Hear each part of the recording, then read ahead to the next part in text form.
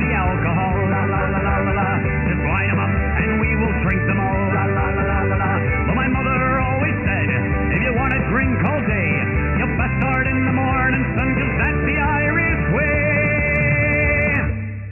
We don't get drunk, we get awesome, and every other mother will agree. We don't get drunk, we get awesome, so order up around for you and me.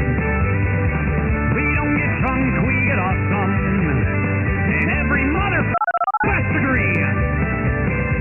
We don't get drunk, we get awesome, so order up around for you and me, and you and me, and you and me. Let there be whiskey. Hey, everybody, welcome once again to Nerds with Alcohol. I am Russ. And this is episode 301. Holy shit, 301 episodes. Back in the we're back in the nerd basement, the virtual That nerd should be basement. working. Yep, there we go. Chris's mic was a little funky there for a second. Yeah, But, Streamlabs decided to update, and every time it fucking updates, it changes my mic to just a random string of characters rather than the actual microphone. Okay, that's awesome. Yeah. But we I'd are have a back, drink. like I said, 301. Holy shit! I am. I'm still impressed by us in this whole situation that we. Yeah. 301. That's a Renee and I were talking about it because I actually finally got episode 300 up and out on the actual podcast today because I thought I did it last week, but all my days are running together right now, and it's been a crazy couple of weeks. So it's I'm losing my train of thought because wow, yeah, I'm kind of close to brain dead right now, I think, with just flatlining on thoughts. It's just but I feel for you, man. I feel for you, I do. But yeah, work's been crazy, and I'm forgetting things, and I think it's because I'm actually kind of stressed about work. It's not crazy, it's not like bad stress, it's just there's a shit ton of stuff going on, and I had a big failure on Saturday. I wound up working 12 hours. Worked 12 hours on Saturday because something didn't work the way that I expected it to, and now I've got a better understanding. I've been sitting here drawing all sorts of stuff up about how like our network is set up and where things go, and I'm trying, and I had to sit and think about how I can re-engineer this whole thing. So okay. But yeah, that was my Saturday, was 12 hours, 9 a.m. to 9 p.m. Well, I can certainly relate. And then an hour, like a 40-minute drive each way. Ooh, yuck. Yeah. Okay. I can certainly relate to these long days and long nights, man. I can certainly understand. I have been just doing a lot of sleeping and late night gaming, and I have reverted back to my stereotypical vampiric sleep schedule. And I got to stop that, otherwise it's going to be much harder to go back to work and when I get around to it.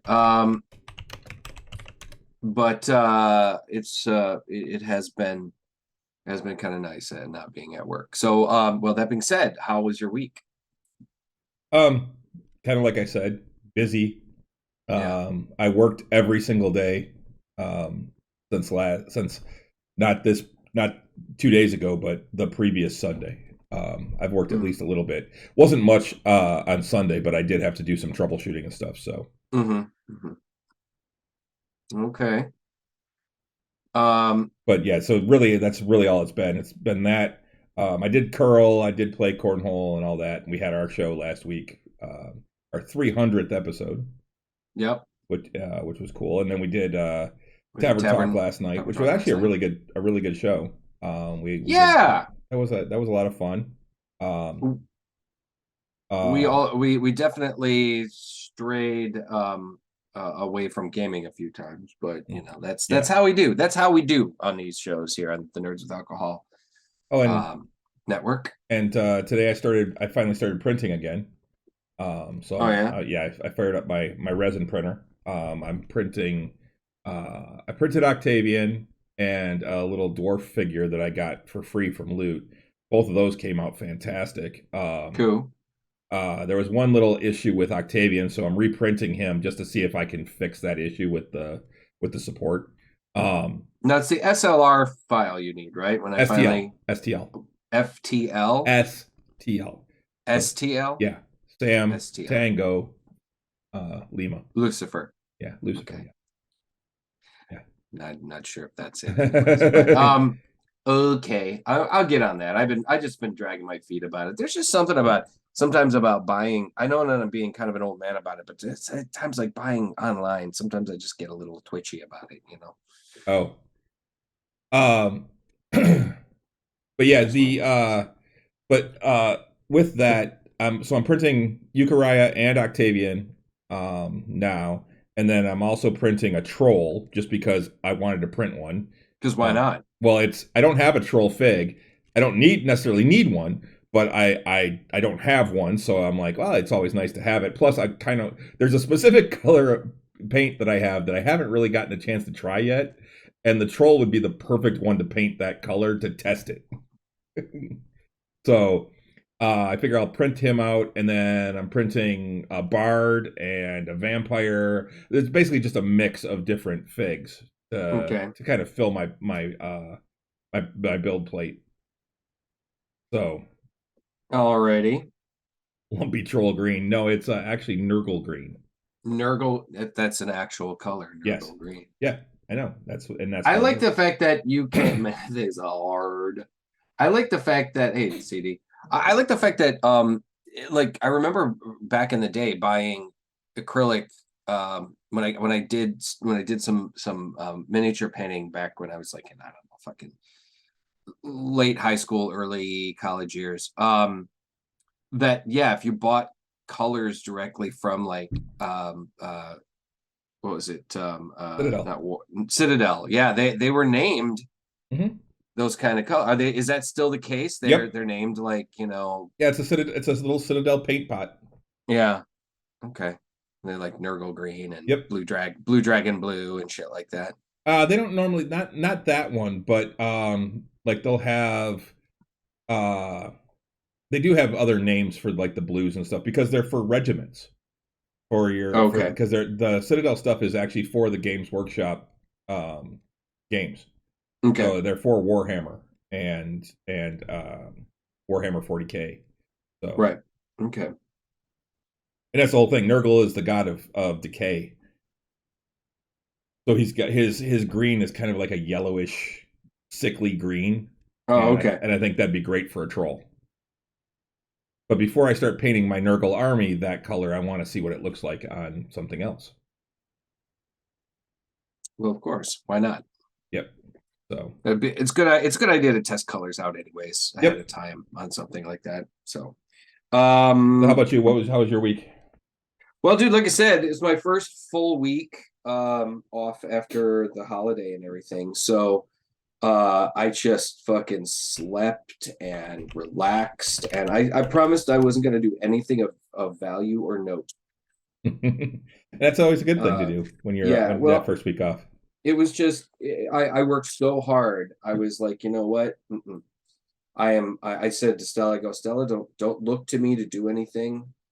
I'm not gonna clean. I'm not gonna probably do any. I did cook.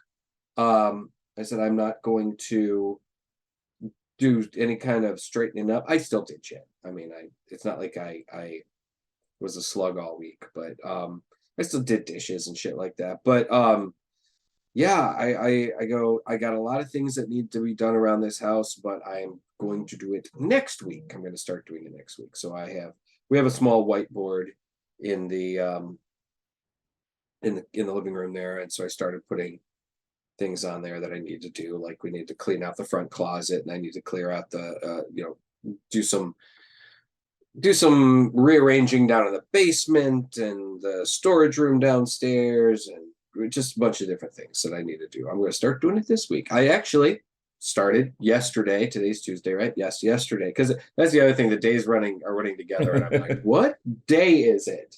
Why? Yeah. It's like, what? Where am I? Why am I? yeah, that's What like the fuck? Renee always says. Renee says, she's like, it's just day. It's just day. Yeah.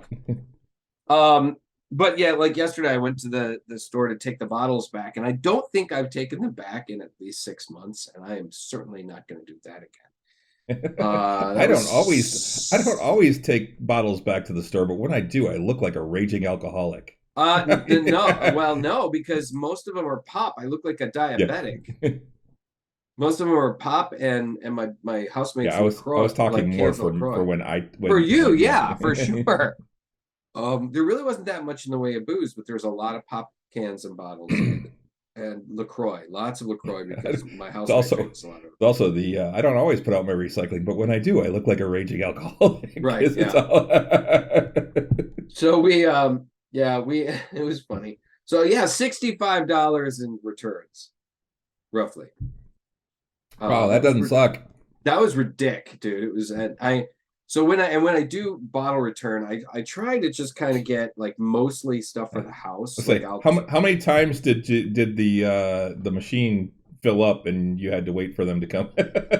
Well, now that's the thing at the Kroger I go to. We all know anybody that goes there just knows to open up the thing, shake it around a little bit, But they were being problematic. It's like just those machines are not the best, And there's times when I kind of pine for the days when I was 18 or 19, and you would just go to the store and there was a person that actually did it. Like they would count out your bottles. Yeah, I did that. I did it too. It was my first job. Yeah, mine too. Out of high school. I did it when I was 14. That was one of my first jobs, and oh my god, some of that was this most. It was gross a lot. Like you got a garbage bag that just smells like stale beer. Yeah, and there's beer bottles that people have put cigarettes out in it. Yep. Put the beer, and because they were from some sort of party or something, you'd always get a big bunch of returnables after like a holiday weekend or something. Usually just actually on the weekend, just after the weekend was over. But particularly holiday weekend, people show up with a big just garbage bag filled with returnables, and they're all fucking nasty. But it's I mean the machines are cool, but at the same time they're a real pain in the ass sometimes. So.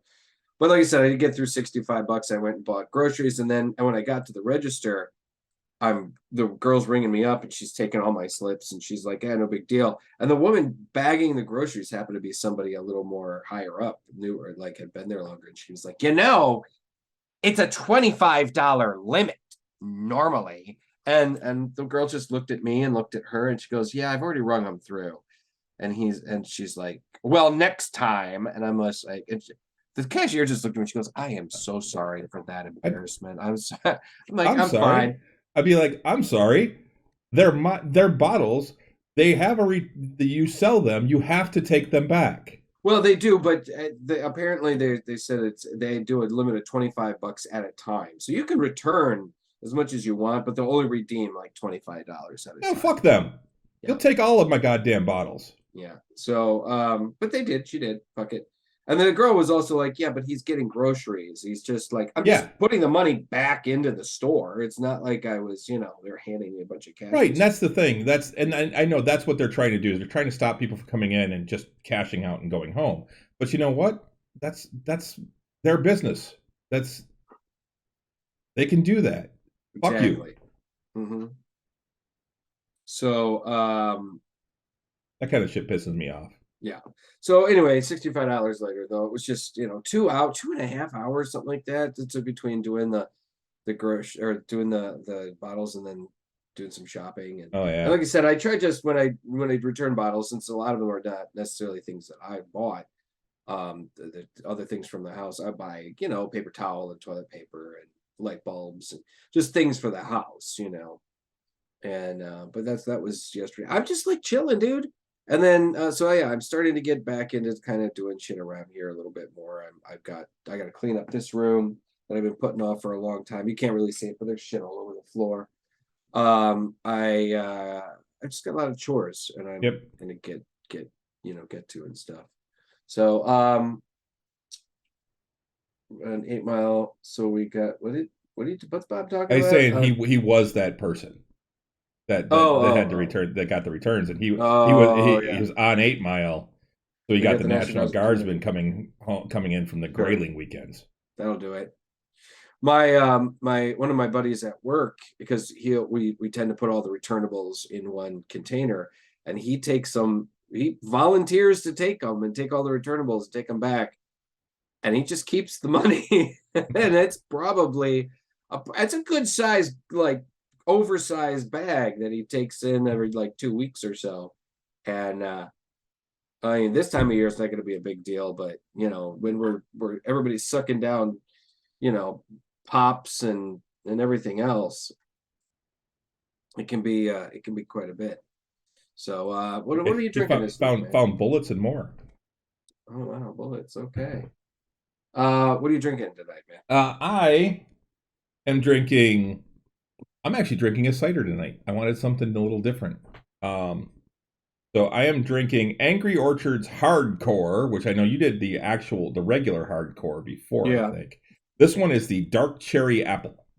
It's their 8% Imperial hard cider with dark cherry juice and natural flavors. And that's the can right there. Kind of a cool looking can. Yeah, right on. It is got my new Joker glass too that I got when I was in New York. But it is pretty clear. It's actually very clear, and it has a lot of the cherry. It has cherry aroma, but it doesn't have an overpowering cherry flavor.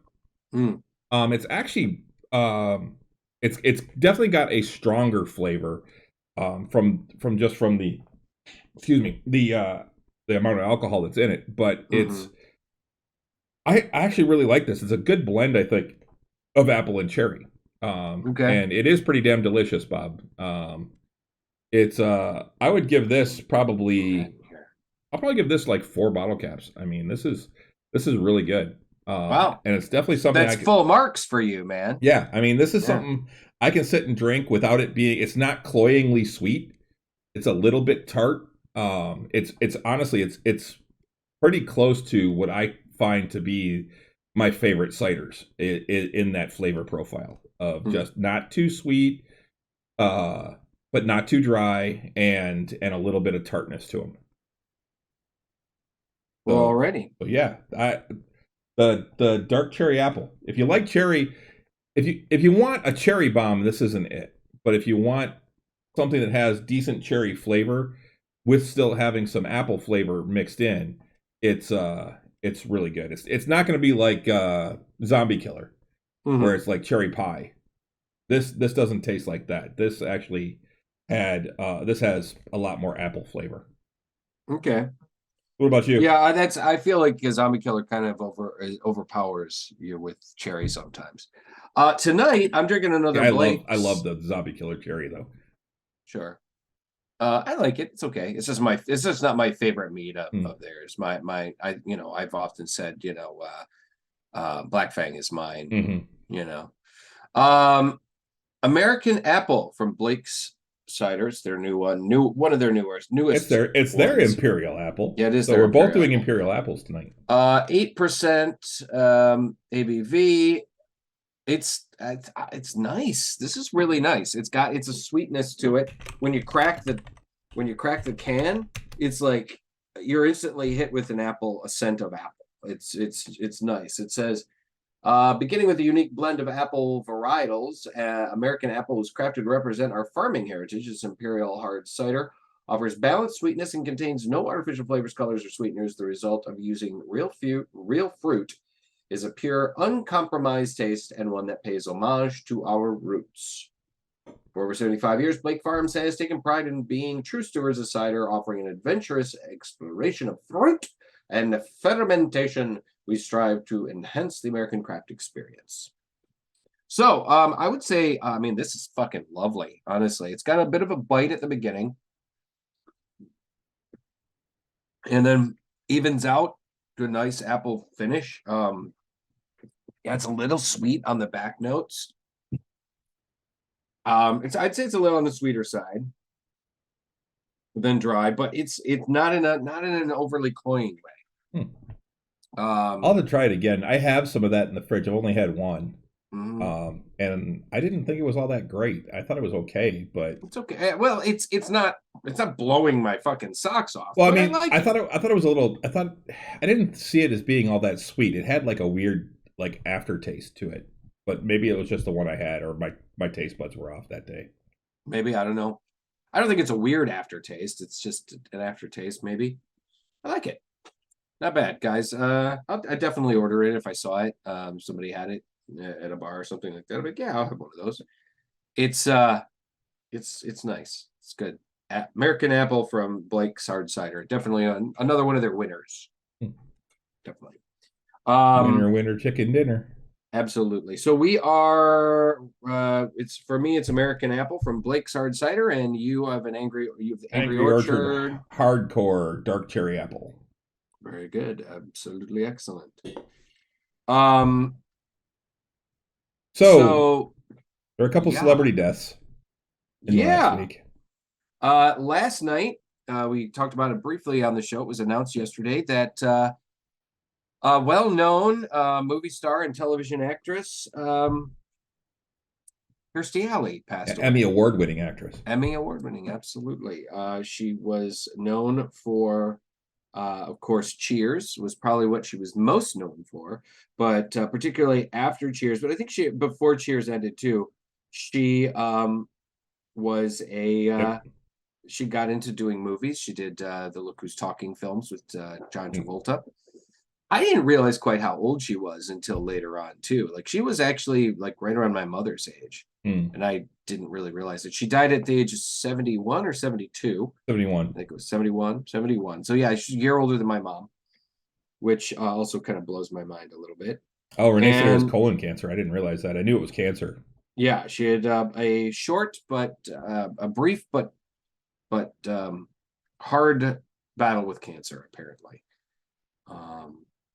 And CD said, and this is one that I forgot about until I was reading about her. She was also from Star Trek. Yeah, she was in the second movie, Star Trek: The Wrath of Khan. She played Saavik. Yep. Who was later in the third movie was recast. Yep. She was the original Saavik. She was the original Saavik. She was a pretty, she was a supporting character. Saavik was, for those of you who don't know, she was sponsored by Spock in the at Starfleet Academy. She was the character of Saavik. She was like kind of a surrogate sister, I think, if I remember correctly. The history behind her is she was actually half Romulan, half Vulcan. And yeah, I think so.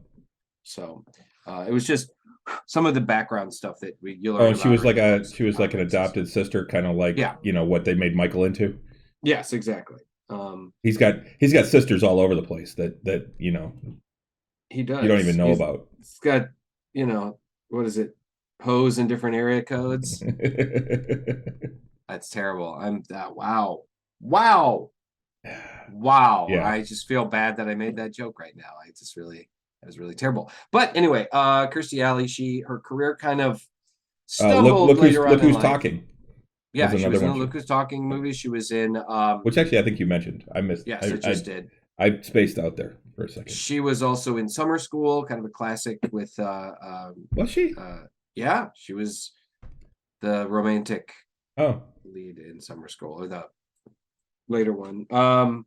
She did movies like movies with Larroquette. She did a movie with Tim Allen where they pretend to be Amish hiding out for a couple of like rich people from New York, just trying hiding out from the authorities with the Amish people. That was cute. I can't remember. It's been a while. And then she also had a sitcom called Victoria's Closet or something like that. Yes, I think Victoria's Closet. Yep. And where she was like a lingerie magnet or something like that, if I remember correctly. And but it's just her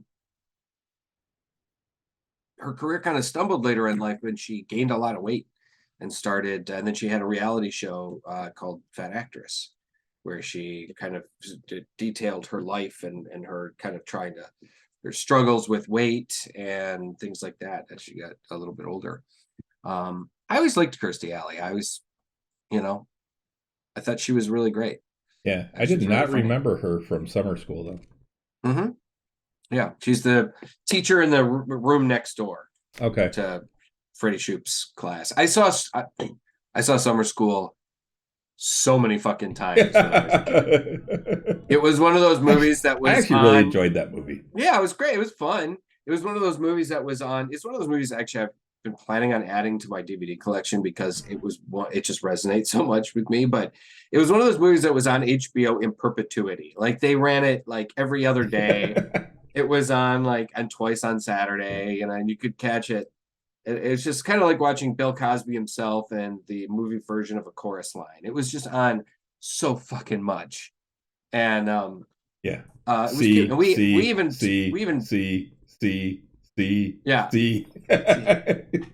we even video, or I taped it and had it on video on a video cassette with 2 other movies. You know, I used to do that. You're like, I can get 3 movies on one tape. You know. Yeah, I enjoyed that movie. That was a good one. Mm-hmm. So, yeah, she was in that. Back before Mark Harmon was on NCIS. Oh yeah, yeah. So yeah, man, it's sad. You know, she definitely left her mark. So a drink to Kirstie Alley. You know. Miss you, darling. Yep. And then we also had some rock and roll. On the 30th too. Christine McVie. Yeah. Of the of Fleetwood Mac. Yeah. And solo career stuff. Oh, for sure. She passed away. She was a little older. She was, I think, 79. 79 or 80. I heard something like that. So yeah, she was definitely up there. She was just shy of 80. But she'd have been 80 in April next year. I think. Now, I mean, that's the thing to go back. I mean, these are not young people. I mean, Kirstie Alley was 70, 71. She was not a young woman. I mean, she still had time. And so it is sad, but these are not tragedies. I mean, Kirstie Alley did, it was cancer and it sucks. And so it's a tough way to go. So, but, and she definitely had more time. It is too bad, but this was not like people that died. Yeah. This was not like people our age. And Christine McVie, I mean, Fleetwood Mac was never my favorite. She was not my favorite of Fleetwood Mac. I actually liked Stevie Nicks, but sure, I never really got and there were a few of her songs that I liked, but I never really got into her music. The thing about Fleetwood Mac is they were very groundbreaking, though. They were a huge mega band that created a sound. Nobody sounded like them. So, and I think that's one of the things that people appreciated about them. Yeah, they were a little before my time too. Oh, for sure, they were definitely before both of our times. And they were also famous for every one of them hating each other. Yes. Yeah. So when they actually got back together a few years ago, it was like a miracle. There was no way that was ever going to happen. Yeah, they did a small tour, and everybody was just like, "What?" Yeah, I guess Stevie Nicks and Christine McVie were still really good friends. They were always really good friends. But I think it was more some of the dudes. Yeah, well, everyone I think hated Mick. Mick Fleetwood. Yeah. And Lindsey Buckingham, I know, had him and Christine McVie didn't like each other. So, but that was one of those bands that pretty much everybody in the band sang. Yeah. Well, yeah, that was the thing. There were songs that Stevie Nicks sang lead on. There were songs that Christine McVie sang lead on, stuff like that. There were songs that Lindsey Buckingham sang. There were songs that Mick Fleetwood sang. Right. They all took turns, and I thought that was pretty cool. I mean, it was kind of a thing. Kiss kind of did that sometimes too. Yep. But most of the time it was Paul Stanley. But it was Paul and Gene. It was Paul and Gene. They had the most, and then every once in a while. I'd still say Paul was probably the most. Paul was considered the lead singer, but Gene has almost. Gene had a lot of songs. Yeah. He did. And then every once in a while, Ace and Peter would jump in there. Yeah, Peter's he sang Beth. Yeah, I say Peter Chris's big song was Beth. And Ace Frehley didn't really sing much. He did a couple, but he didn't do a lot until he actually started his own band. His solo career, yeah. Well, like I think Rock and Roll. But they actually all had their own albums too. Right. Yeah. Well, Rock and Roll All Night, they each take a verse too. Yeah. So, Gene Simmons does "God of Thunder," which is one of my favorites. Right. So, and honestly, yep. Raise a drink to Christine McVie before we take a tangent there. Yeah, I got to see Kiss when they put the makeup back on at Tiger Stadium. You were at that show? Yep. Oh man.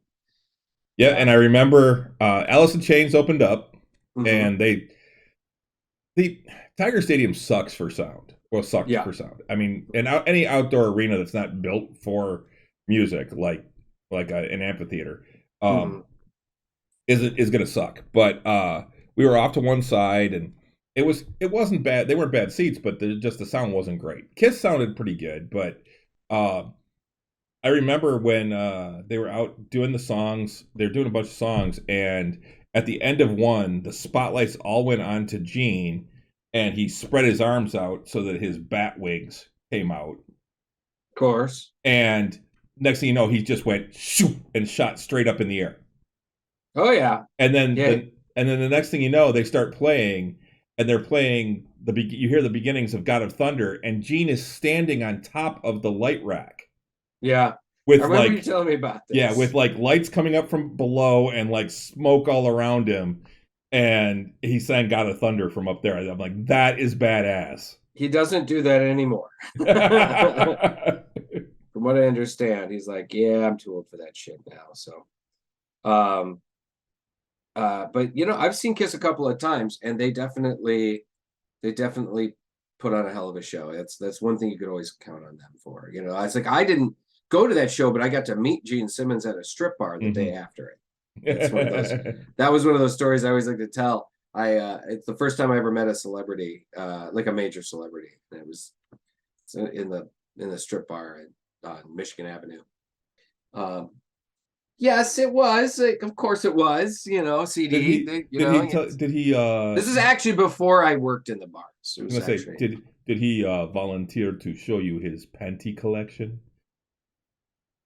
No. He has a huge collection of panties. He puts them all in his room, in one room. I don't think Sharon lets Gene do that shit anymore. Sharon don't care. Now that they're married, I think she does. Maybe. They weren't married back then. Yeah, probably not. They'd been together. They'd been together for like 30 years. Yeah. An interesting, side note, interesting thing. You guys ever want to watch it? You see an interesting documentary about rock and roll, and particularly about the metal years. It was Decline of Western Civilization Part 2, the Metal Years. And it's a great documentary. I think it's on Amazon Prime. Might even be for free, or maybe it was on Netflix or something. I don't know. But it's an older documentary from that it was made. The first one was the punk years, and the second one's the metal years. Okay. Penelope Ann Spheris did them, and they are fucking amazing. Yeah. And they interview Gene and Paul. And in fact, Paul is being interviewed while he's laying in bed, just surrounded by women. Of course. Which is ironic because Paul Stanley's gay as fuck. Really is. I got a friend that my friend Vicky that I went to elementary school with, her ex-husband was friends with Eric Carr and his family. And Eric Carr was the drummer that took over when Peter Criss left. And so he got to hear all the stories and talk about, about how Paul Stanley, I mean, they say Paul likes, that he's bi more so. And there's other people that are like, nah, he's all about the dick. He's always said he's not. Yeah. Well, okay. I mean, it doesn't matter. Who cares? It's like, but, I mean, if he's about it, then good for him. But it's just kind of funny how these, for the longest time, so many of these guys they just fronted for so long. I mean, Judas Priest was like that for Rob Halford, yeah, and then they kicked him out when he came out. Yeah, and then they and welcomed him back in. because they realized they couldn't sell records without him. Right. Oh yeah, Ripper Owens was a good singer, but he just wasn't the same. That's not And Rob that's Halford. And that's nobody why. owns a stage like Rob Halford. I'll tell you that. Oh, for sure, for sure. Well, that's why the movie Rockstar was so fucking cool Yeah. with Jen Aniston and Mark Wahlberg. Man, Yep. check that movie out. It is fucking badass. It's a good movie. So I like CD's comments though. It's of course Russ with the epic stories because he was DJ Fabio back then. Actually, at that point, I was not. This was when I met Gene. It was before I had. It was about 6 months before I started working in the bar industry, give or take, and maybe 3 months. And so I was visiting a buddy of mine that I ended up working for as a men's room attendant. And he was working at BT's on Michigan Avenue, and it was the night after the big concert, and Gene was still in town. I think the Smashing Pumpkins were playing, and he wanted to see them, so he stuck around for another night. And I'm just sitting there enjoying the show. I'd been hanging out with my buddy who he was working, and we and I'm sitting there by the stage watching. It was a fairly quiet night too. It wasn't very busy. And then Gene Simmons and his entourage walk in. And I'm like, holy shit. So I'm able to shake his hand and, hey, big fan. And then I go into the men's room to tell my buddy, hey, holy shit, Gene Simmons just walked in. And he's like, yeah, he was here last night. I'm like, what the fuck? And then Gene Simmons walks into the men's room and he uses the facilities and then proceeds to have a 20-minute conversation with us when he's done. He was cool. He was a cool dude. He's a really smart guy too. He knows he is all about the marketing. Oh yeah. Absolutely. He was cheap as hell though. He dropped $1 in my buddy's tip basket, and he was like, "Come on, Gene. How about $5? How about a $5? Come on, buddy. You can afford it." Yeah, but it was fun. That was the first time I ever met a celebrity. It blew my fucking mind too. Because holy shit, Gene Simmons. I'm 20 years old, something like that. Gene Simmons walks into a club. A whole $1. The whole $1. I was at least 20. Because I do remember I was in that club and I shouldn't have been. Like I was just a little too young. It was a 21 and up place. All right. Well, we should move on and start talking about some other stuff. Yes. So we've had a bunch of trailers drop, and I'm gonna start with probably the least dramatic of the trailers, and that's the Witcher prequel trailer that just dropped for Netflix. It's gonna be a 4-part event where basically they're gonna go through and tell the origin of of how the Witchers came to be. And this is the wait a minute, hang on. This is the animated thing? No, this is live action. The live action thing, yeah, right. Yeah, this is the live action. And I guess a lot of people are really pissed about it because it's not following the novels. This is just something that the writers are making up. Okay. And like I told Renee, I'm like the lore's there, so they're just kind of running with it. But I understand that yes, it's not following the novels, which that's part of the whole reason supposedly that Henry Cavill left The Witcher was because the show was veering from the novels too greatly, and he really loves the novels. Right. So it's one of those things where I'll watch it, I'll check it out. It looks cool. And I've never read the books. I'm not invested in them, so I'm planning on reading them. I would like to at some point. Yes, Bob said his nephew hates the show because of for that reason. I like the show. I find it entertaining. Now, the first season was really hard to fucking follow because they jumped around in time, and they don't tell you that they're doing that. Right. Yeah. It's a drag, So knowing that, I kind of want to go back and rewatch it so that I then can follow it a little bit better because I know that they're jumping around in time. I started playing the game Witcher 3. I didn't play Witcher or Witcher 2. I started playing Witcher 3. Yeah, I remember when you And started playing it. and it's one of those games that I have a hard time playing because there's very little sense of achievement in it at the beginning, at least. Um, I would play for 3 hours and I would feel like I got nowhere because all I did was have like different conversations in a bar. I never fucking left the bar. I kept wanting to leave the bar to go do this mission, and after 3 fucking hours, I'm still talking to people in the goddamn bar because everybody has something to tell you. And I'm like, that just it started wearing on me, and I felt like I was just wasting my day. So I wound up stopping it for a while, and I actually haven't gone back to it. Now it's on my PS4. I've transferred it over to my 5, I think. I think it's on the hard drive, but I'll have to see Okay. if I can even load it. Well, just as an update, you did buy the game, Yes. correct? Okay, so there is going to be a next gen or current generation update to Witcher 3. It's going to be a free update. They're going to and it's supposed to come out in either soon or like next year, real soon. And it's going to be, it's going to update it to the current platforms. So you may, if you're going to go, and it's supposed to be free to anybody that's already bought the game. So if you're going to go back to the game, you might want to wait till it gets updated fully.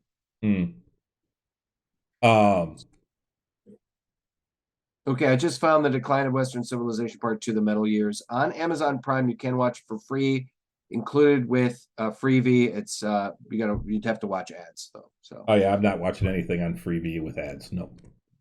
So that's kind of worth it though. It's kind of a cool. I mean, they talk. Dude, I don't watch anything on Peacock because I have to watch ads. I don't watch anything on Paramount Plus except for the few shows that I watch because they have ads.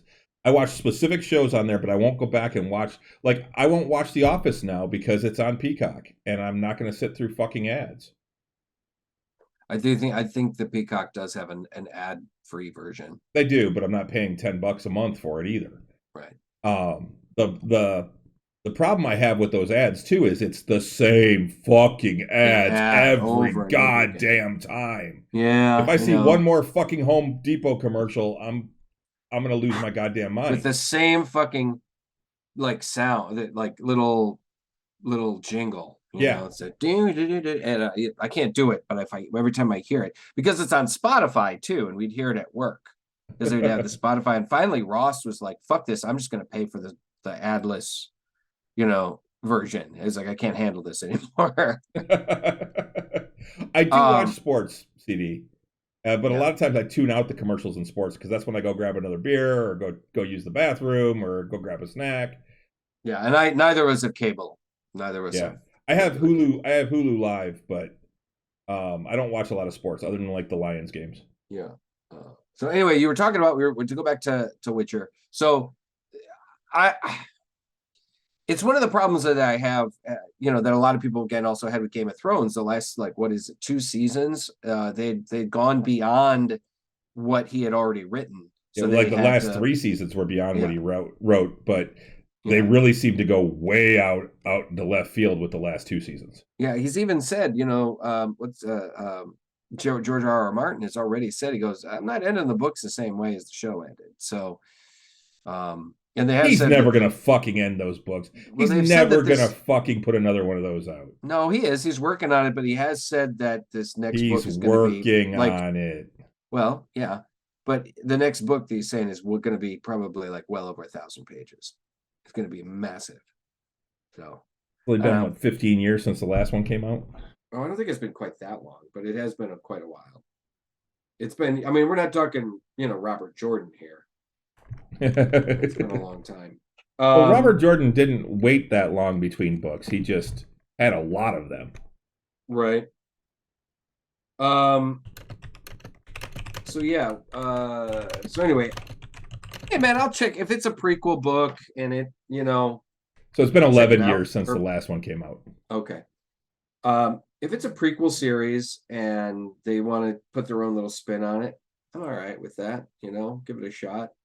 I do think it's a shame that they want to skew away from the books. I mean, the books have a very for the future seasons of the show. If that's the reason why Cavill left, I thought it was just probably because he's getting back into, like Superman stuff. No, I guess Renee said she saw an interview with him, and he said he was willing to do both because he has to do the same fitness regimen for both.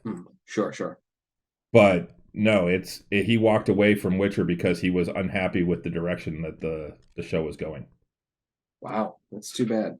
And it's interesting that you mentioned this because Stella and I were talking about this, or I was talking to Stella about this earlier, and we had a nice long walk with Dresden today, and I was talking about because they are releasing more stuff about the Dungeons and Dragons movie coming up, and I just saw, and I forwarded it to you, a video on YouTube about just talking to the cast and talking to the creators and about how excited they are, and a little bit of behind the scenes stuff, and I had said that I feel like it's sad that D&D that I'm excited about this new movie, and I think it looks like it's going to be pretty cool. Also considering the fact that the people that are involved with it, particularly the writers, are D&D fans and D&D players, and so they're very much. There's going to be a lot of very distinctive Dungeons and Dragons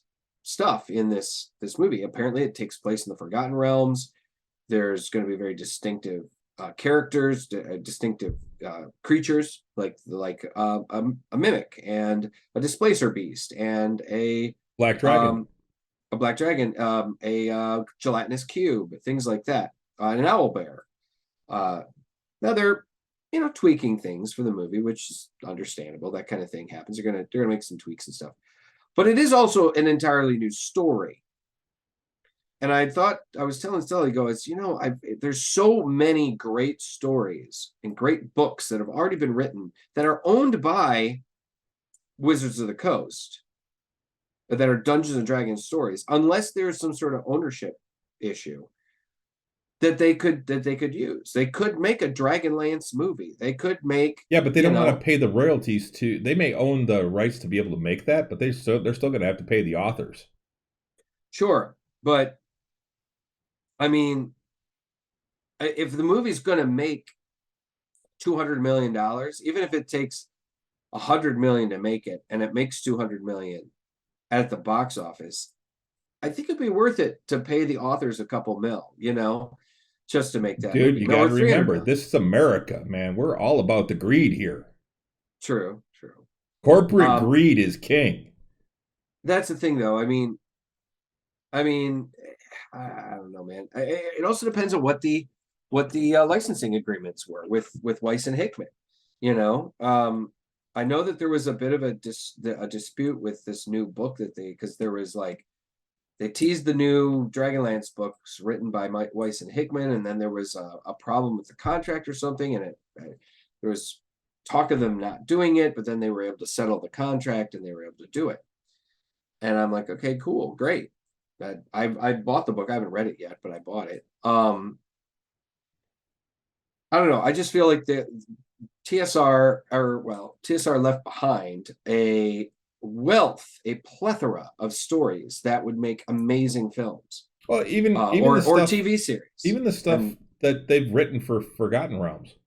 Yeah. All those books, any one of those trilogies could easily be made into a three-part movie. The Moonshade trilogy, the Avatar trilogy, that kicked off second edition.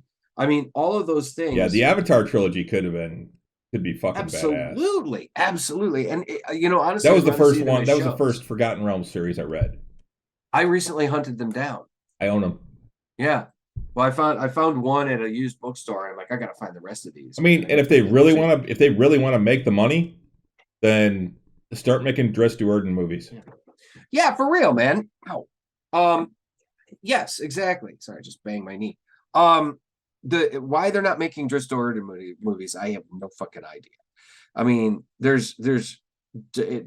they afraid of R.A. Salvatore? I mean, come on. It's like, gods know that Salvatore would be all about it. Mm-hmm. They just would probably have to pay him something. I don't even know. This is the guy that killed Chewbacca. It is the guy that Shut up. him telling that story was fucking awesome. Oh yeah, yeah. So Yeah, Brunor's got to be played by John Rhys Davies, though. John Rhys Davies won't get into makeup like that ever again. He's already said it. He had a horrible, horrible reaction to the prosthetic, to the glue that they used. Whenever I saw Gimli, I just pictured Brunor, though.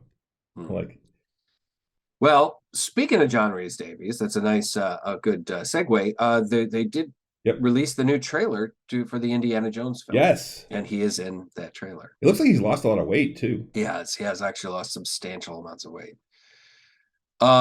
Idris movie me now. I'd be all about it, man. I would love to see Idris movie for sure.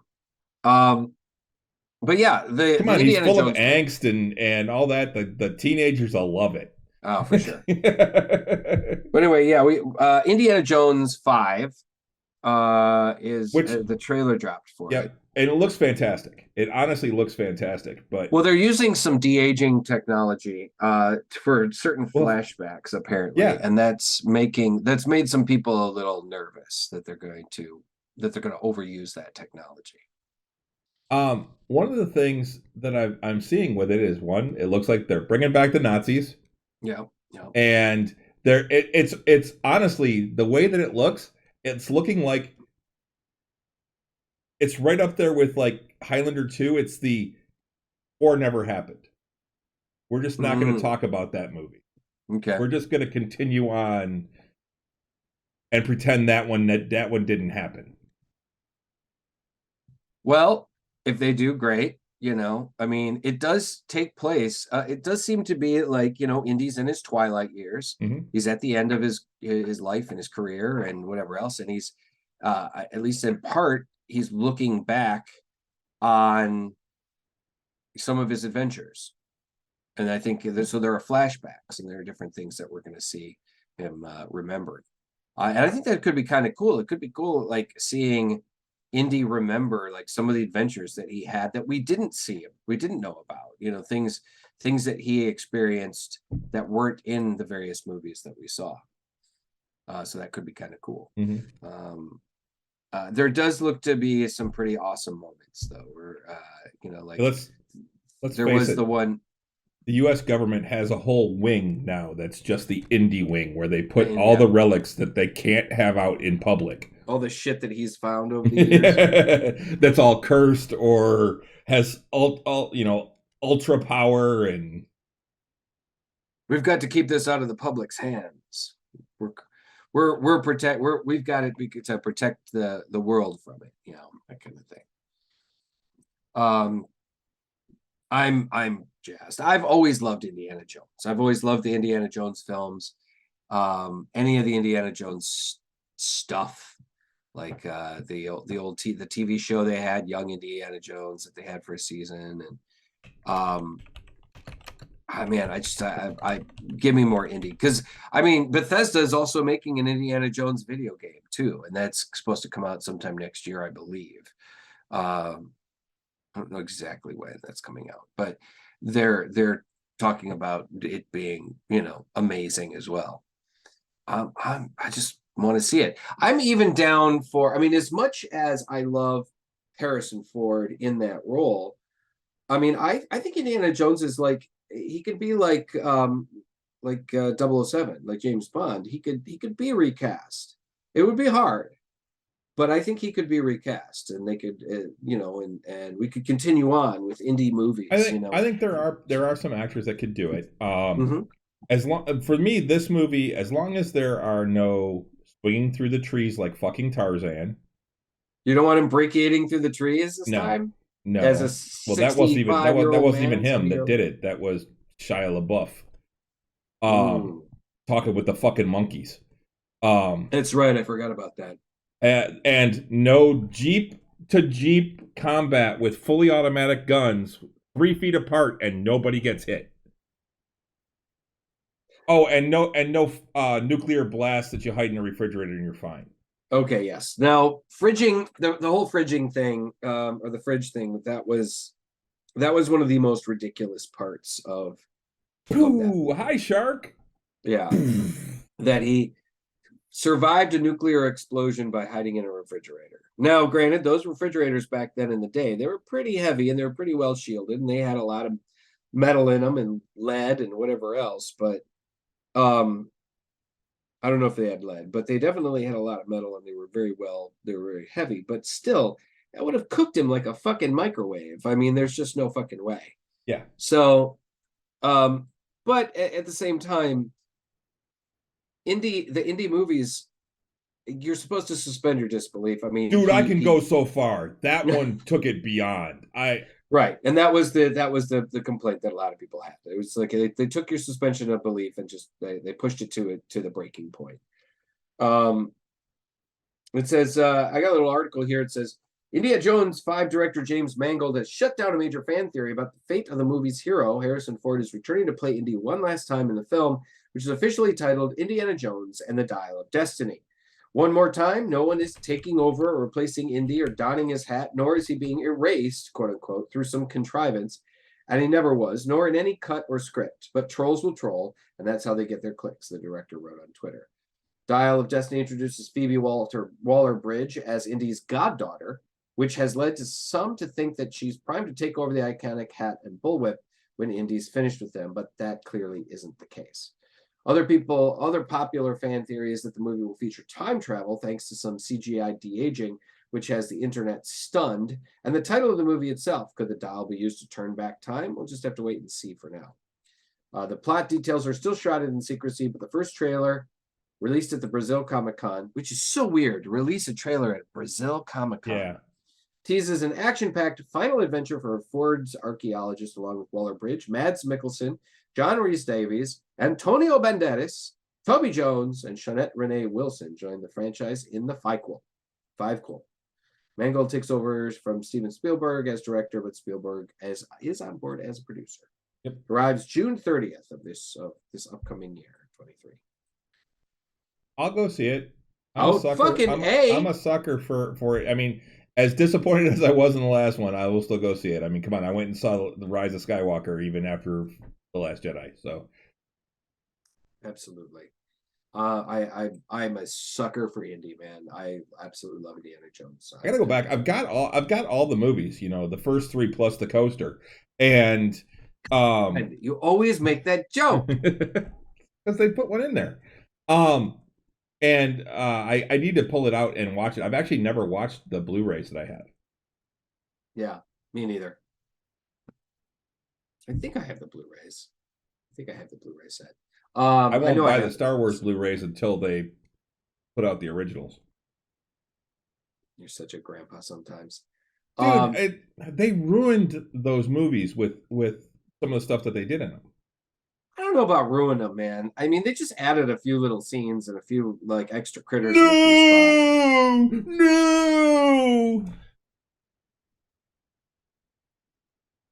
I mean, and putting Hayden Christensen at the end was bullshit. At the end of which movie? What? Return. Oh, Return of the Jedi. Yeah, that was a movie. I'll admit that one was not the best. He should have been an older man at the very least. I don't know. I mean, they did change. They did change up the aging and whatnot with the prequels. I mean, the old Anakin that showed up at the end, I don't know. He certainly wouldn't have looked much like Hayden Christensen. It didn't look a lot. So, no. But I don't know. For the most part, most of the stuff that they put in the enhanced editions, a lot of it was just extra background shit. Bob, the real hero of the original Star Wars movies, Edith the editor, 70 years old with a cig hanging down her lip. We're gonna throw this extra scene in, and then the scene we're getting rid of this, George. We're getting rid of this one. The extra scene that with Jabba and the biggest problem I have with the updates too is actually the whole having Greedo shoot first. Oh, Greedo never gets a shot off, and it's ridiculous that his gun is pointed straight at Han, and his bolt goes up 6 feet in the air. Sure. I'm with you on that one. I always felt that was kind of dumb. I mean, it's to try and, oh, Han's not a bad guy. No, Han is a bad guy. He was a bad guy. Well, even if he's not a bad guy, he's not a good guy. Well, he's a scoundrel. Yes. He does what he has to do. I mean, it shows it in Solo. Yeah. He shoots the one dude at the end, and he's like, while he's in the middle of his monologue or whatever, he shoots him. He's like, Han makes the tough choices, and that was he knew that Greedo was gonna shoot him. Yeah, or it had the potential. Even if he wasn't, he was going to take him back to Jabba, and that was going to be worse. Oh, for sure. So he's going to sit there and peel the paint off the wall to distract him while he unbuckles his gun and shoots him under the table. Yep. So he can get away. Yep. And then casually, sorry about them. Yeah, sorry about the mess. And he throws him some credits. Yeah. Han Solo. Han was a drug smuggler. He smuggled everything except slaves. Yeah, that's true. So people need to relax, and sometimes I think you need to relax a little bit about it too, because for the most part, I mean, I think that the movies they're not ruined. They're changed, maybe not for the better. They're not ruined because they added those extra things in. You're very precious about Star Wars. It's one of the things I love about you, but you're very precious about Star Wars. The Han thing ruins Star Wars. That and Rian Johnson taking a shit on the franchise in the 8th movie. That just those are the two things that really ruin the movie, ruin the franchise. I just love hearing you bitch about Rian Johnson. I hate that motherfucker. Goddamn Rian Johnson! Goddamn! Yeah. You've been ever since that movie, ever since dude, I'm gonna be on my deathbed going, Rian Johnson! Holy shit, that's funny. Moving along. Okay, guys, Indy 5. Hopefully we'll have an amazing ending. Indy 5, the apology. Yeah, it's absolutely. We also had a couple other trailers. We had what was it? It was Transformers 3, the apology. Transformers 3, the apology. That was it. The new trailer, though, that came out was Transformers Rise of the Beasts or something like that, I think. And it's Transformers 7, essentially, because they do count, apparently, the people making notes count Bumblebee as one. I guess I've seen Bumblebee. I don't know how many of the others. I saw the first 3, and I don't know if I saw 4 or 5. I've seen up to 4, but I haven't seen 5 or Bumblebee yet. No, I have them. I just haven't watched them. I actually really enjoyed the first movie. The biggest problem I had was I thought that the fight scenes were a little too fast. And it's the same thing that I've complained about with Man of Steel they were too fast and jumbled. You couldn't see what was going on. My problem was more the darkness. There was a lot of darkness because I think they were still getting the CGI right, and they wanted to, so they put a lot of the characters in darkness so that they could fudge it a little bit. A lot of the scenes were at night. Yeah, but I'll tell you what, though, just the first time seeing Optimus Prime transform and then speak, and hearing that voice come out, and it was the same voice that Peter Cullen. Yep, absolutely, they got him back. And Peter Cullen's an old man. He's in his 80s. He's definitely an older guy. And there's just never been able to find somebody that can really approximate it perfectly. Fans are very picky about that. Huh? The fans of the Transformers are very picky about that. Well, there was a call. They started casting for the roles, and people were like, no, you have to get. I mean, the fans spoke up loudly that they had to get Peter Cullen to come back. I'm surprised they didn't try and get Frank Welker back to play Megatron. I think it was Frank Welker. But is Starscream the same? Or no, Starscream, because that's another one that Starscream. I didn't even speak in English in the first movie. He spoke in Cybertronian. I don't remember. It's been a long time since I've seen it, but I think so. But but Starscream was another one that had that distinct voice. That Yeah, it was the same. It was the same actor who did the voice of Cobra Commander. yeah. It's that screechy Megatron, and there's always like, you're like, oh, for God's sake, Starscream, shut the fuck up, You annoying little fuck. Yeah, and then of course, you got Megatron with that very deep resonant prime, and it was so good. I mean, their voices were so great and so resonant. I think the bigger problem I had were actually some of the robotic designs. I felt that they pushed them a little too far afield from the original cartoon. Now, you can't necessarily trying to recreate the cartoons was going to be a lot harder. Mm-hmm. But we've seen them in video games. We've seen them in some of the more recent cartoons and stuff where they're a lot closer to the original like designs from the original cartoon. There was a Transformers game for the PS4 called Devastation that I have that was really great. It was animated, but it was 3-dimensional yet also cell drawn. So it looked like they basically took the old cartoons from the 80s and just made them more 3-dimensional, more highly detailed, and it was so cool. And as well, I think there are scenes in Bumblebee where you can see where he's communicating with like Optimus and stuff, and the designs are a lot more what we were familiar with. Now, don't get me wrong, Optimus ended up looking really cool, but I just would have liked it to look a little bit more like the figures and the cartoon a bit. They talk about like the millions of moving parts that they had to, or at least thousands of moving parts that they had to animate in Transformers because of all the parts that you would actually see. That was cool. They could have made it a lot easier on them if they just leaned into a little bit more into those designs from the original shows. Other than that, though, I really did enjoy most of the movies. Transformers 2 was rough. It was rough. And that's why Transformers 3 was Transformers The Apology, because it was leaps and bounds better. Yeah, it really was. I think that, what it was... That might be the best one I've seen. I mean, the first one was good, but I think the third one was the third one was really good, and then the fourth one had Mark Wahlberg, and it was a substantial time jump. Mm. And is that the one in the desert with stuff coming up, or was that in 2? That was in 2, I think. Okay, 3. It was 2 or 3, but in the second one, I don't think I saw 4 then.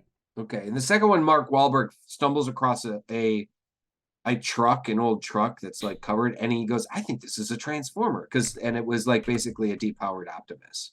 And stuff like that. So yeah, I definitely didn't see that one. Yeah, they'd all gone into hiding, kind of thing. I didn't see the 5th one or Bumblebee yet. I just haven't gotten around to watching them. I know it's weird for me being a Transformers fan, but I just haven't gotten around to watching. Okay, so yeah, 4 was the Age of Extinction. Yeah. That was where they brought in the Dinobots. Yeah, and I have not seen that, and I have not seen The Last Night. Right. I was having a tough time with that one because I hear Optimus gets compromised at some point and ends up he and Bumblebee get into a fight. Yeah, he gets compromised by one of the first Autobots or something, and yeah, it's basically he gets compromised and becomes he's not the same Optimus. Right, he becomes evil, or at least some level. He's controlled, and then so he and Bumblebee are fighting, and I'm like, just seeing. It's like seeing Superman being, for me, it's like Superman being controlled and made to attack his friends. I just don't. It's hard for me, So okay, so wait, now this is gonna be a little side tangent. How do you feel about Injustice then, where Superman chooses to fight some of his friends? I had a real tough time. And flat out kill some of them. Yes. No, I had a real tough time with some of those storylines. Now, Injustice ended up being a really great story. And I mean, it's ultimately what happens when Superman loses his shit. Yeah. For the most part. And who decides to side with him and who decides not to. And even like when someone questions him, he like when Billy questions him, Shazam. he just boom burns a hole right through his head. Yeah. And Shazam had taken his side at first, Yep. you know, But he questioned him later. and questioned him later on. Yeah. And for those of you guys who don't know, in the Injustice story, basically the Joker ends up tricking Superman into using fear toxin that had been laced with kryptonite, so it was able to infiltrate him. He It was actually tricks. a genius story. Oh, it really was. It tricked Superman into accidentally killing Lois And his unborn child. and their unborn child, right? And it sends Superman off the deep end. He ends up killing the Joker. Right in front of Batman. Right in front of Batman. Batman shows up. It's actually that frame that because it's a full page picture of him going through, and you see Batman. I think he even says Clark. Yeah. And you just see him with his fist all the way through Joker's chest. Just goes through him, yeah. Yeah, and the comic books, I haven't read the comic books like you did. I played the 2 games, played through the story of them, and they were great. It's an alternate world. In the first game, the Justice League of the standard world, the standard DC universe, basically receive a message from another parallel, and they travel to this parallel where basically, like I had said, Superman had been tricked into killing Lois, and he becomes a despot. He decides that he is the one that's going to take over the world, and there's going to be peace. And he's not pulling any punches anymore. He's killing anybody that doesn't listen to him, that gets in his way, and he basically tells the superhuman community, you can either get in line, or you can die. Yep. You know, and he doesn't. And his biggest supporter is Wonder Woman. Yeah, and he doesn't necessarily kill people outright right away. He does give them a chance. You know, he's still Superman. Even some of the villains turn to his side, and they're like, "Yep, absolutely, Cal, whatever you need." Well, the other thing that I thought was cool in that world, though, is that Lex and Superman are best friends. Yeah, still in that setting, they were friends as opposed to enemies. And there's some really cool shit though. At one point, Hal Jordan becomes a Yellow Lantern. Because he ends up siding with Superman, and the Green Lanterns take his ring away, so he becomes a Yellow Lantern with Sinestro. I mean, they did some really interesting changes, and so then in the game there were the 2 games, and then there was also a comic book series that took place in between the 2 games, like leading up to it, and then in between the 2 games, where that set up storylines. It explained some stuff. It showed about how, the accident that killed Dick Grayson, because Nightwing ends up dying, and then I think it was Damian ended up accidentally killing him, because Damian sided with Superman, right, and then Batman, and of course Dick sided with Batman, and Batman, was the opposer. And what it really was Dick and Damian were fighting. Dick lost his balance and fell back and hit his head. Damian actually didn't kill him, right? But it was because Damian was fighting him that he died. Right, and it was just this weird accident. He just hit his head in the right way, and it killed him. The big thing about that one, that's another huge scene, is Batman scooping up Nightwing and carrying him away, and saying, "My son is dead." Yeah, exactly. You've killed my son. Yeah, you killed my son. Yeah, to his actual son. Right. It was a really cool story. It was a really, I mean, they even explained how some of the superhumans without superpowers were able to, some of the heroes and villains without superpowers were able to go toe to toe with characters that did have superpowers in the fight game, because Injustice was a fighting game and is a fighting game. And what it was is they had basically given everybody at least some level. There was a pill that you could take that would give everybody some level of superhuman strength and durability. Yeah. And so even though Green Arrow and Batman couldn't normally trade punches with Wonder Woman and Superman, with this extra boost of power, they could.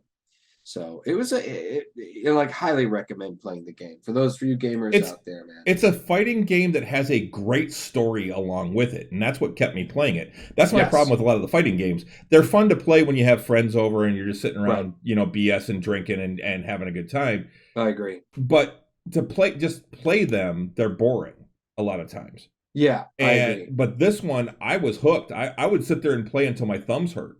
Yeah, me too. I'm like, you know what? I just want to go one more.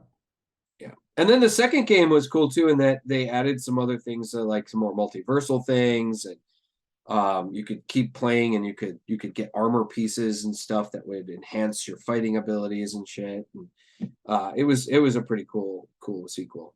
But again, it is still one of those games where I'm just like, I played it for a certain amount of time, and then I'm like, I'm done.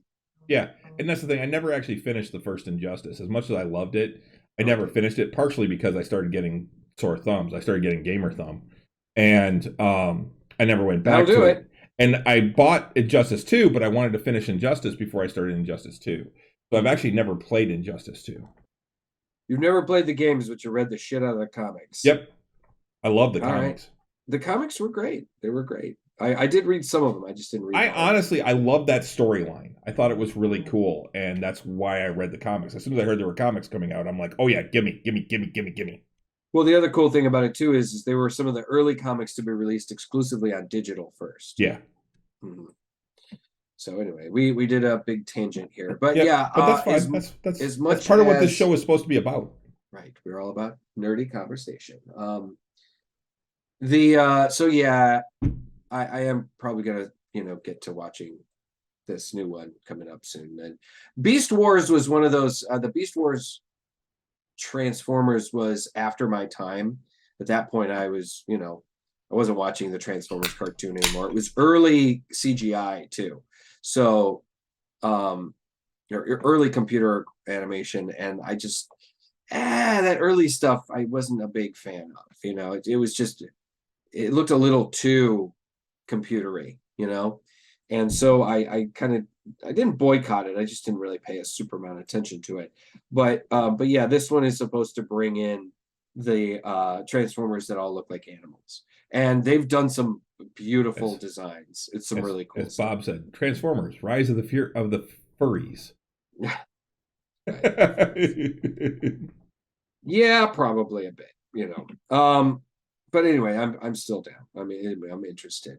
I've been playing the actual Transformers Earth Wars phone game lately, and that's been kind of entertaining too. Just kind of collecting Transformers, collecting different Autobots, and having them at your base, and you have a base, and you level up, you can build more shit in your base, and there's an ongoing story in it too. It's kind of cool. So, well, is that what you'll be playing while we're playing D&D this weekend? This Friday? Probably be playing Raid Shadow Legends. No, with Bob sitting next to me and playing it too. He plays it too. No, I try to avoid doing that. What else? We had we're out the controllers. They don't wear me out. There was another trailer too, and that was the Guardians 3 trailer. Yes. Which I'm in. Yeah. I'm like, I'm all for it. We're gonna delve more into the history and the. Bob just said, I do not play games while we're playing D&D. Liar. There's a in this new Guardians movie. There's it looks like we're gonna getting into the origins of Rocket Raccoon a little bit. So that should be. I can't, and it says I can pay attention. Well, that's good.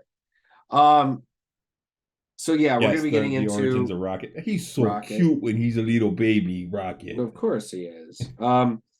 I do like the fact too that that the Guardians do all seem to have unifying, like a uniform. Yeah, I would say they have a uniform now, except so Groot. Cool. They do all look. But Groot is definitely lifted. Yes, he's been lifting. He's beefy now.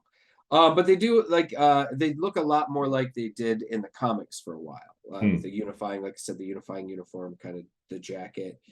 Now Now So now, are they doing flashbacks with Gamora, or are they actually she's supposed to be in Gamora the back? no, she's supposed to be in the film, you know. Well, I mean, yeah, but she's in the film. But does that mean that they're doing flashbacks, or they're actually bringing her back? No, I think they're bringing her back. She's actually in the movie as the current version of Gamora. She's not. Okay, I'm curious to see how they write her back in.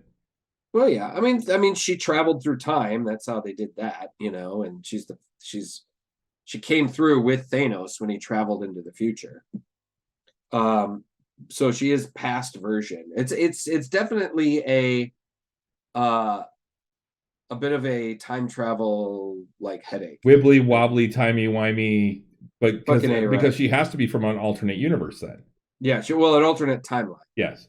Well, which is an alternate universe in the multiverse. That would be an alternate universe.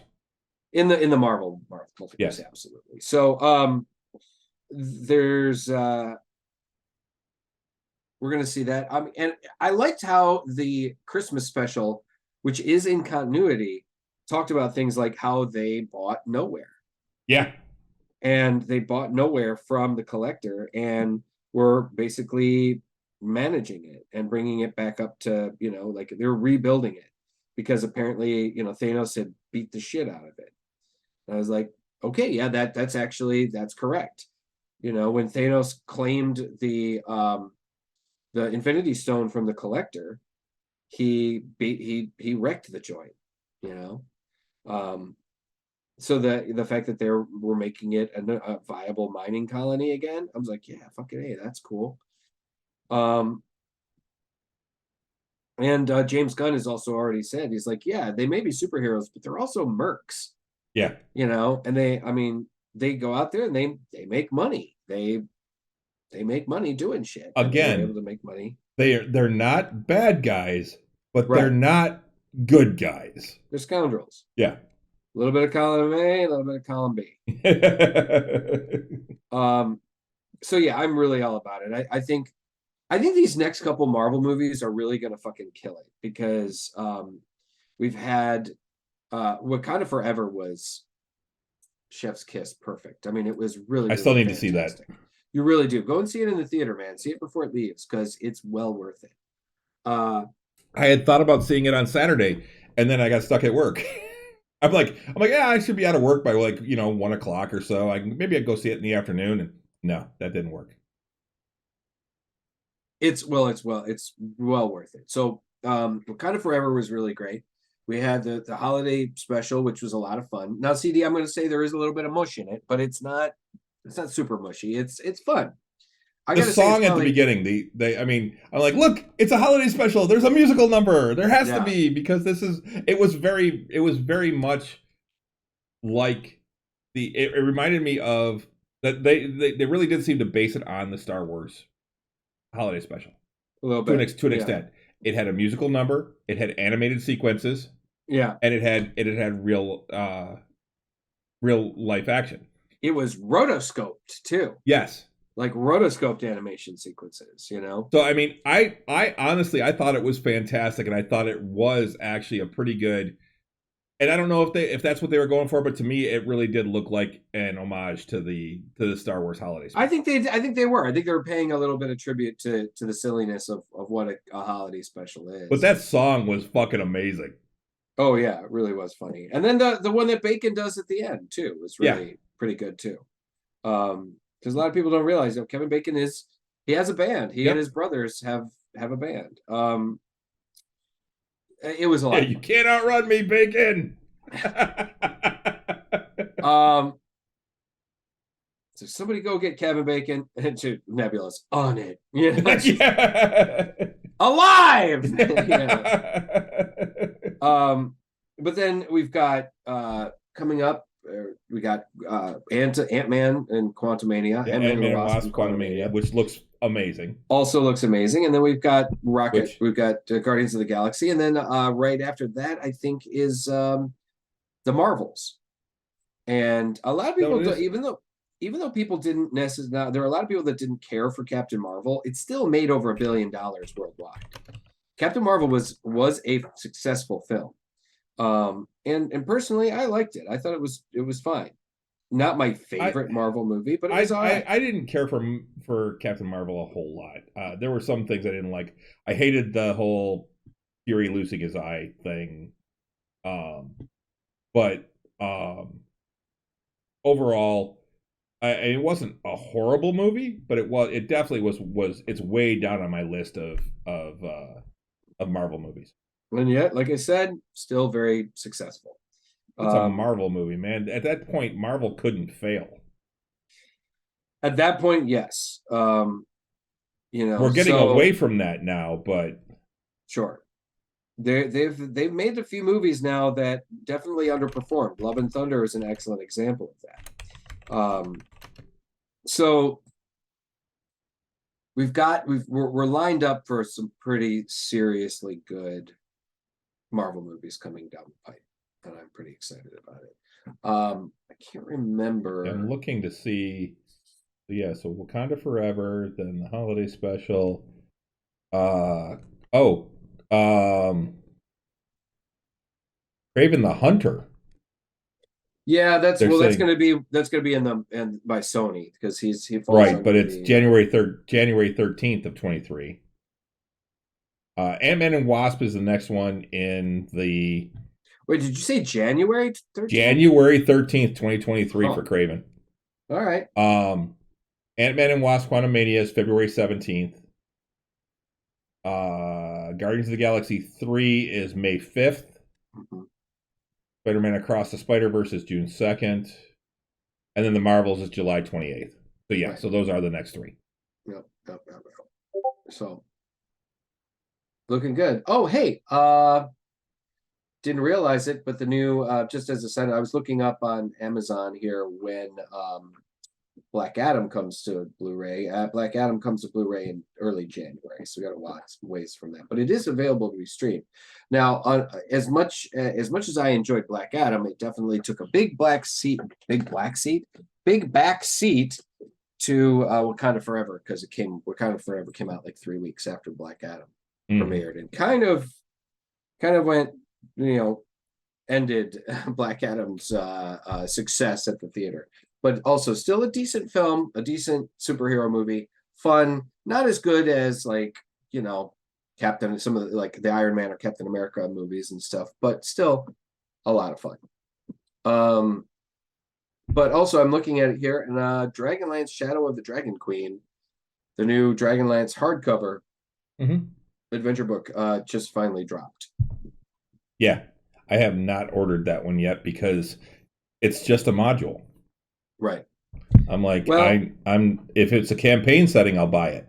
Well, it's a module, but I'm sure it's going to have stuff in it. They have some stuff, but from what I've heard, there's very little outside of the area around where you actually. It comes with a big map, but it has almost nothing outside of the area that around where you're playing. So it is not a campaign book. Okay. It says here, Dragonlance Shadow of the Dragon Queen adventure for characters levels 1 to 11. It introduces the Dragonlance setting to 5th edition with a focus on the legendary War of the Lance. Experience mass battlefield play with the option to enhance 6 encounters by playing connected scenarios in the Warriors of Krynn board game that alter the course of your adventure. Board game sold in the deluxe edition. Face off against the infamous Death Knight Lord Soth and his army of Draconians. Includes character options at home in the Dragonlance setting, including the Kender race, feats, backgrounds, and a subclass focused on Tower of High Sorcery magic users. Book comes with a poster map of the continent of Ansalon and the Kalaman Theater of War.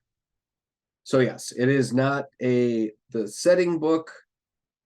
There's a part of me still wants to get it though, because Dragonlance was my jam. It really wasn't for me. I mean, I played the modules, but I didn't read the novels until like 2 years ago. And really? Wow. Yeah, and by that point I read the novels. I'm like, okay, they're all right, but they're kind of simplistic. Right. And well, they were written, for a yeah, little bit younger audience. Yeah, and they were written in the early 80s and in the 80s. And I'm like, okay, I can, and everything I've heard though is that the later novels are better, like the Time of the Twins stuff and and Yeah, the Legend. I would say the Legend series was definitely better than the Chronicles. Yeah. So it was the Chronicles I just read. I actually read Time of the Twins, which is one of the Legends. Yeah. But I found it at like a garage sale or something like that, and I bought it and read that. And so and from playing the modules, I understood the characters because I mean we played those characters. But yeah, so it was, and that one was all about Raceland. So absolutely, yeah. The Legends, the second trilogy was about Karaman and Raceland, yeah. and whatnot. So, yeah. Anyway, so what we were saying, what we were just talking about, the Guardians of the Galaxy. So yeah, Guardians 3 and the Marvel movies coming up. So good things all around, guys. So we have. I kind of want to do a little online shopping, but I was like, we should probably wait because Christmas is coming. Yeah. I had a couple of things here to note. Yeah, and I still got that one list too. We can hold off on that one, maybe if we have to. If we have to, yeah. So there's a new Dragon Age game coming up called Dreadwolf, Dragon Age 4. They debuted a brand new trailer. I think it was 2 days ago, on December 4th. So you guys might want to check that out. For those of you guys who are big fans of Dragon Age, I was a monstrous fan of those games. I really enjoy. I only played the first one, but I loved it. Oh man, I loved the design element. I loved that everybody. I mean, it's a very harsh world, so everybody wore a little bit of armor, kind of thing. Like they had integrated armor pieces into fashion, just shoulder plates and different things like that, or just a part of your kind of. Everybody wore a little bit of armor, and I thought that was just a really cool thing. BioWare is targeting a 23 release window for the sequel, so it's coming out sometime next year. You might want to check that out.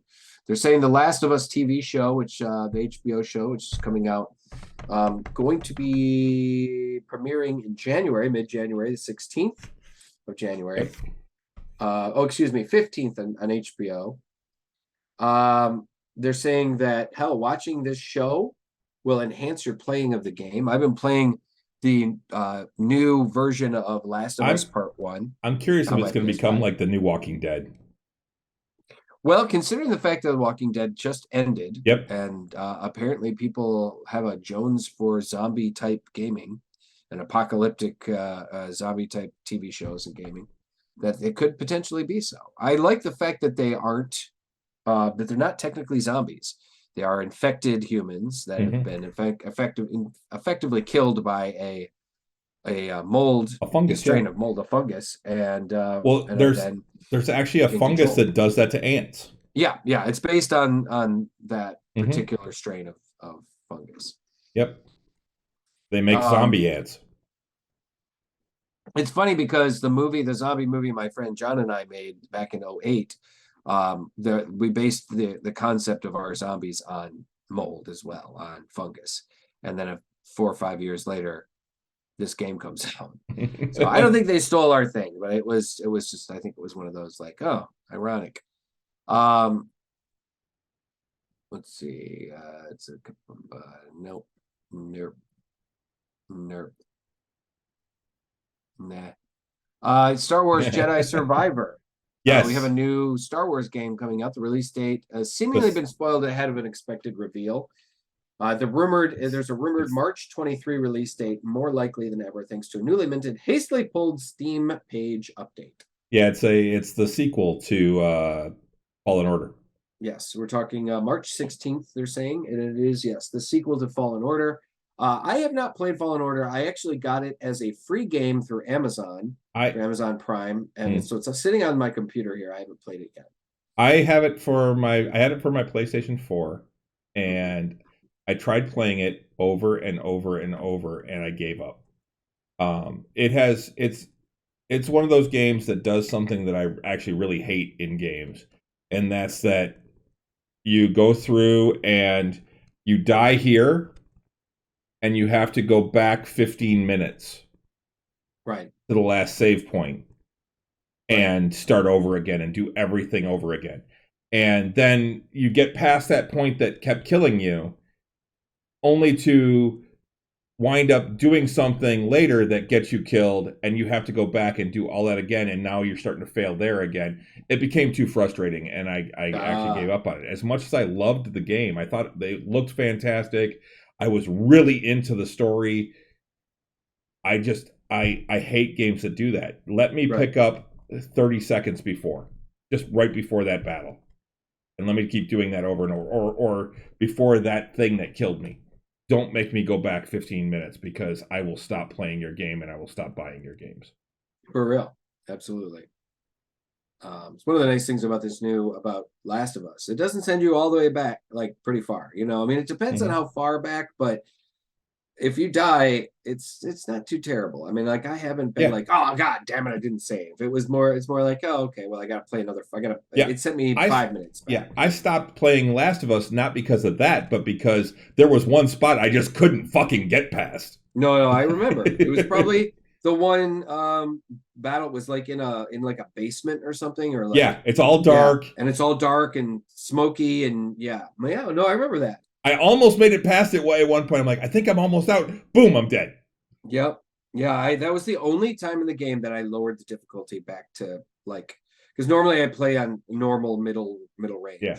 And I lowered it to just a bit easier, just to get through. There was one, I forget which one it was. I actually went down to like story, because I'm like, I'm so frustrated with this, and I just want to finish this game. I'm gonna take it down to story, and then I'll turn it back up later and see if I can get to it. No, that's hard, man. It's like a smack in the face when you have to do that. You're like, I'm a gamer. I know what I'm fucking doing. And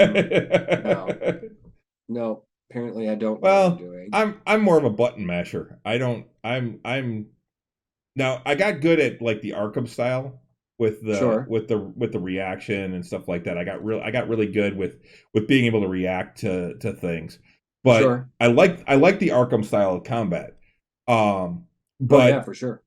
But when it comes to a lot of others, I'm just a button smasher, because I don't remember like combos and stuff like that a lot of times. Yeah, I get it.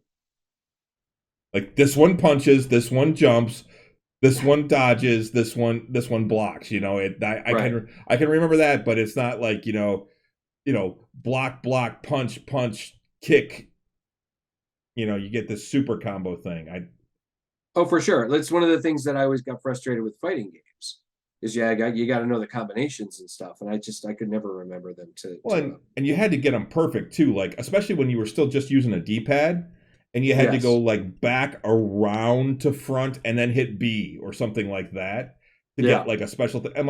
And you would do that, and it would like, nope, punch, and you're like, the fuck, I did everything right. Yeah. That frustrated the hell out of me. I always had a tough time with that. Up, down, up, left, down, A, B, start. Right. Yes, Mortal Kombat sucked for combo specials. Absolutely. So the Star Wars Jedi Survivor release date, they were saying March 16th, but it was taken down off of the Steam page. It lines up with the previous rumors claiming the game is still on track for March, despite radio silence from EA. The last official update from the company suggests a sequel could arrive later in 23. So like I said, it is a sequel to Fallen Order. So I'm going to give this game a try eventually. I've got about 12 games on my hard drive here, on my desktop here, that I still got to kind of get to, plus games that I'd like to kind of revisit if I get the opportunity. I still like to play. I was actually playing City Heroes last night, things like that. I played Cyberpunk a little bit earlier today because I needed to decompress after work. And I got to a point where I'm in the storyline, and I'm like, oh, I'll go ahead and do this, because it says it's moderate difficulty. So I'm like, all right, well, fuck it, I'll just go ahead and do this. And I went there, and it came up saying, warning, you are at a point of no return. Yep. And I'm like, I'm gonna back the fuck out of here. And dude, you're near the end. That's near the end game. If that's the case. It's the relic thing. It's where I'm going to talk to Hakano Arasaka. Yep. So I'm like, I'm gonna all right, I'm gonna go finish the Judy storyline. I gotta go Yeah. meet her at this club, and I'm like, all right, well, I'll go meet her, and so I'm supposed to meet her in like early evening, it says, but it's like Mm-hmm. 2 o'clock in the after 2 or 3 in the afternoon. So I'm like, all right, I'll do some other. Oh, look, there's a side job right here. I'll go look at that. And Yeah. I found Skippy. You found Skippy? Yeah, have you found Skippy? Remind The me. gun? Oh, the gun that talks to you. The gun that talks to Yeah. you? Yeah, I found it. Yeah. I love Skippy. It's pretty funny. There's some awesome stuff Oh, in that that game. was a decapitation. Yeah. There's some awesome stuff in that game. Like I said, man, I mean, particularly since they fixed it, it is epically amazing. It is such a good game now. And I'm glad they fucking did it. I'm glad they fixed it because it needed it and it was worth it. And yeah, absolutely fucking fantastic game. And things like that. Yeah. And I finished the River storyline.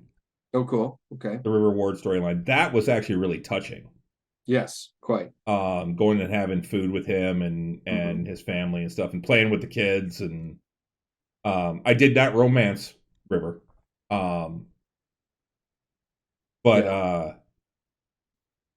I also just got a huge long text from Pan Am.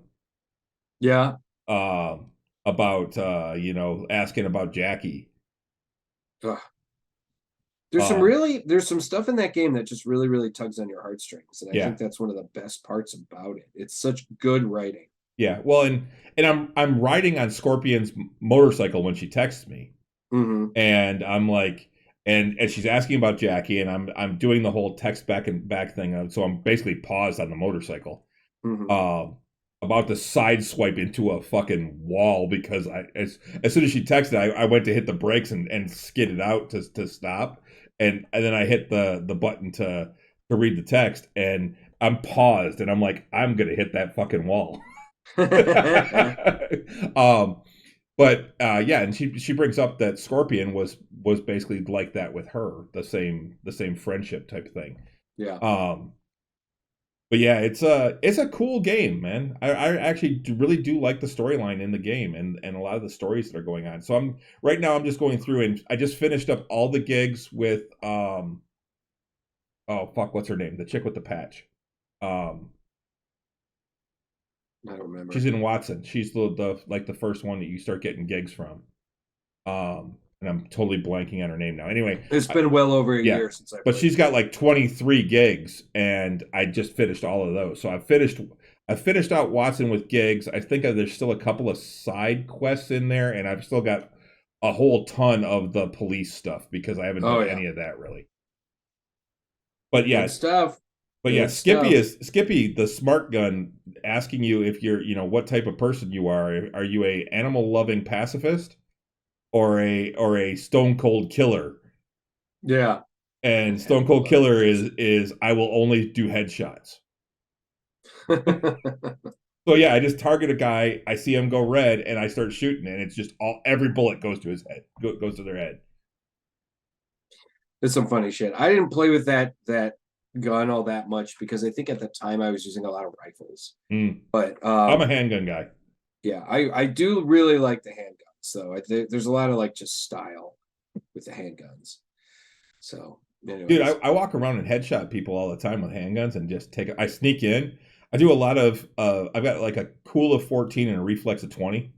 Okay. And so I just sneak in, and I've got silencers on my handguns and a sight, and I just go, I sneak up behind him and boom, and one shot him.